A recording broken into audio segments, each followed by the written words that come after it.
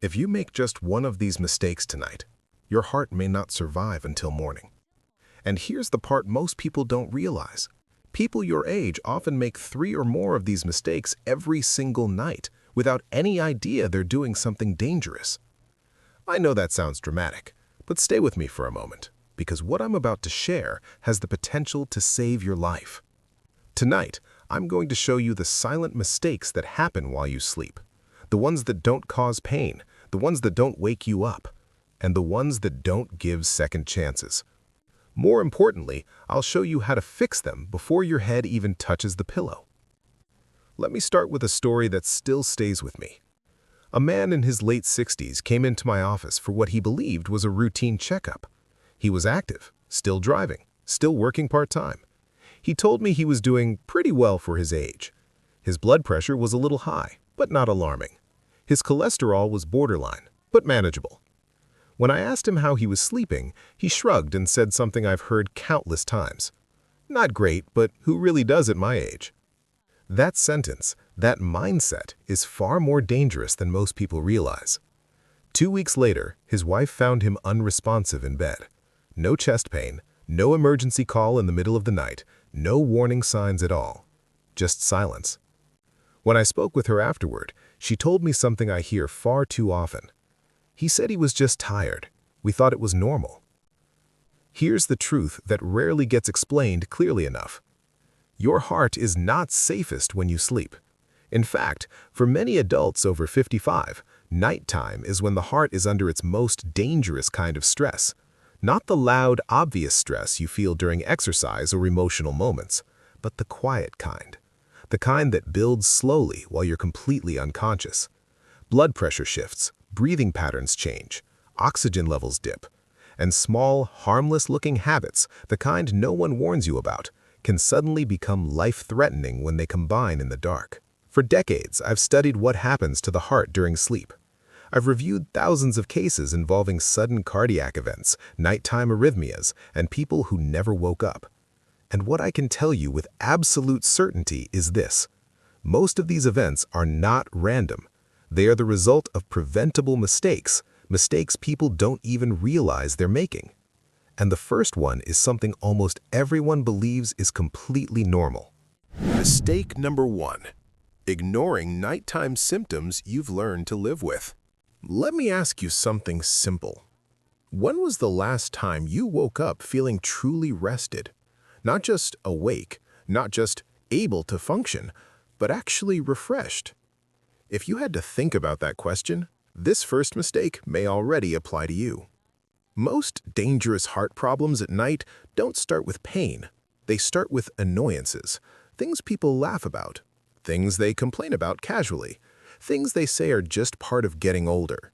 Snoring, waking up tired no matter how long you sleep, night sweats, a racing heart when you wake up suddenly, morning headaches that disappear after an hour. Individually, none of these feel urgent. That's why they're so easy to ignore. Here's what most people don't realize. Your body is incredibly good at adapting. It can normalize almost anything. Poor sleep becomes normal. Feeling exhausted becomes expected. Breathing problems become someone else's problem. But your heart doesn't adapt the same way your mindset does. It tolerates stress quietly. Until one night, it can't. One of the most common and dangerous conditions behind these symptoms is something millions of people have and don't know about: sleep apnea. During sleep apnea, breathing repeatedly slows or stops. Oxygen levels drop. The brain panics, and the heart is forced to work harder under low oxygen conditions over and over again.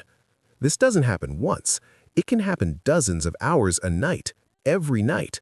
And the person sleeping often has no memory of it at all. I've had patients tell me, "I sleep through the night, I'm fine."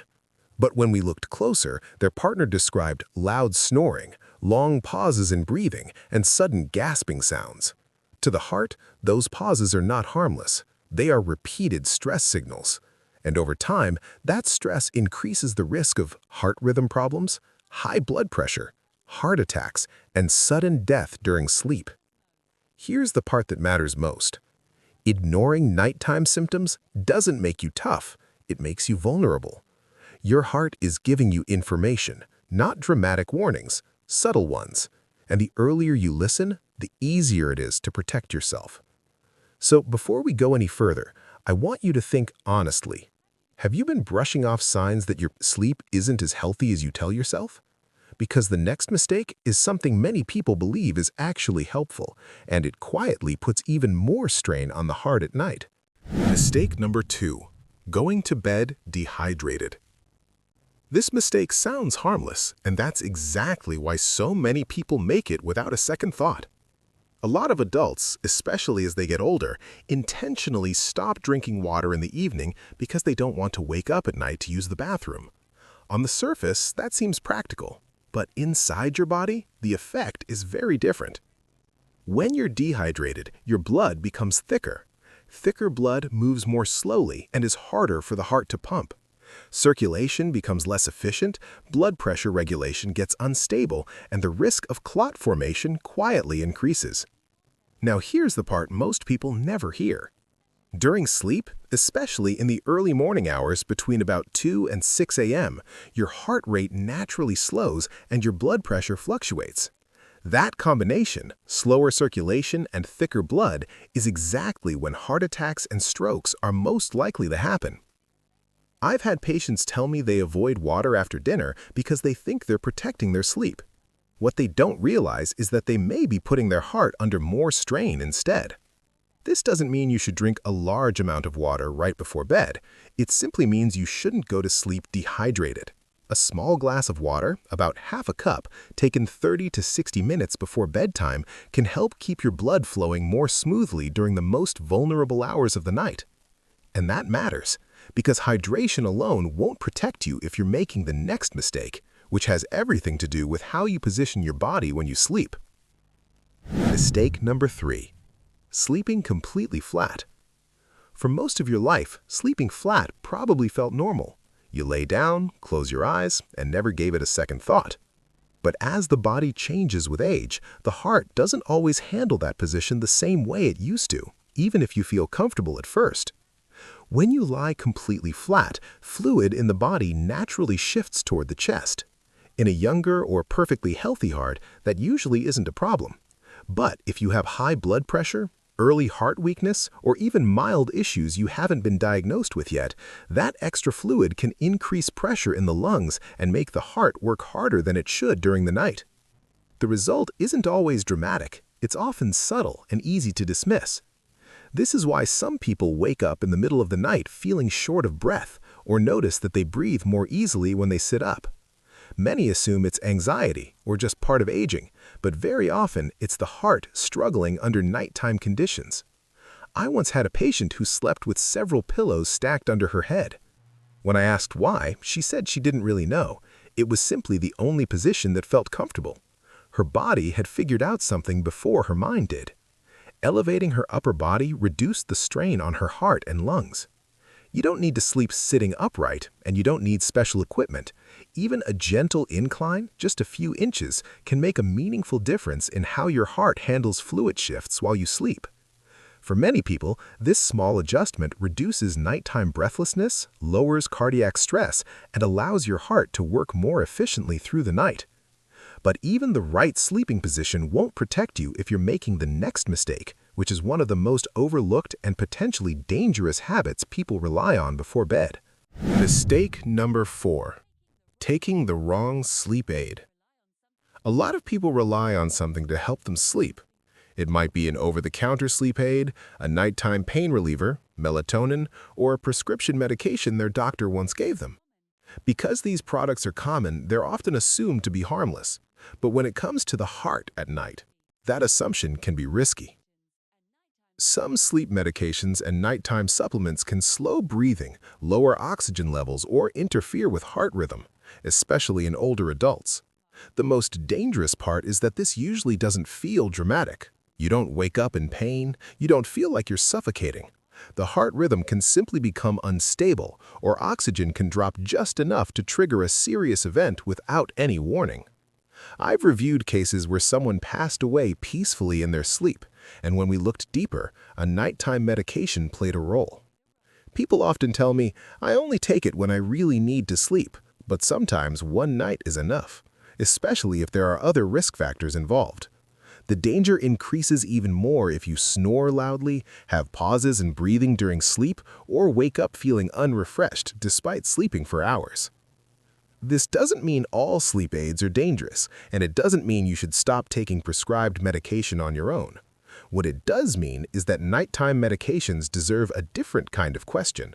Not just, does this help me sleep, but, is this safe for my heart while I'm asleep?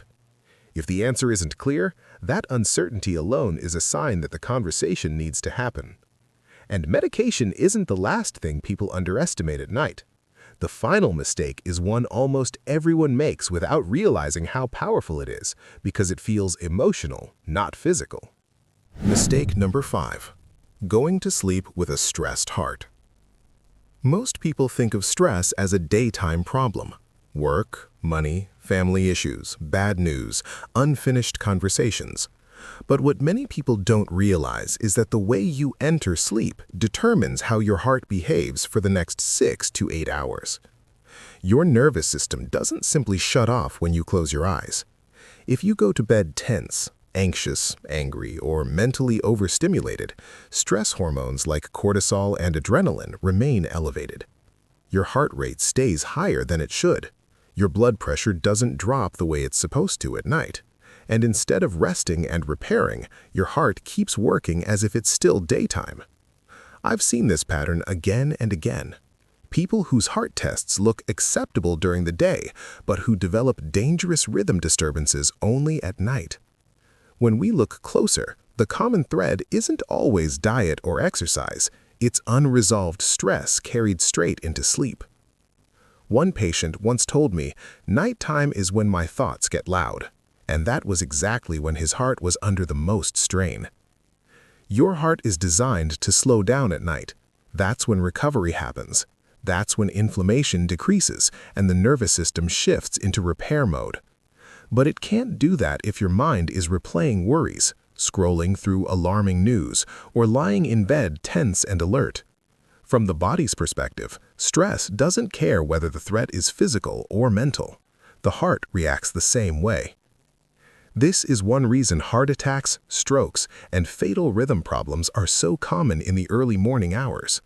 The heart has been working all night without real rest. Eventually, something gives. The good news is that this mistake is one of the easiest to fix. It doesn't require medications, equipment, or major lifestyle changes. It requires a decision to create a buffer between your day and sleep. Even 20 minutes can make a meaningful difference. No heavy conversations, no doom scrolling, no television that keeps your mind alert. Dim the lights, slow your breathing, stretch gently, pray, meditate, or simply sit quietly. When your breathing slows, your heart follows. That's not philosophy, that's physiology. I often tell people to imagine they're signaling their heart before sleep, saying, "You're safe now, you can rest." The nervous system responds to signals, not logic, and calm signals produce calm responses. Now let's step back and look at the bigger picture. None of the 5 mistakes we've talked about feel dangerous on their own. That's what makes them so risky.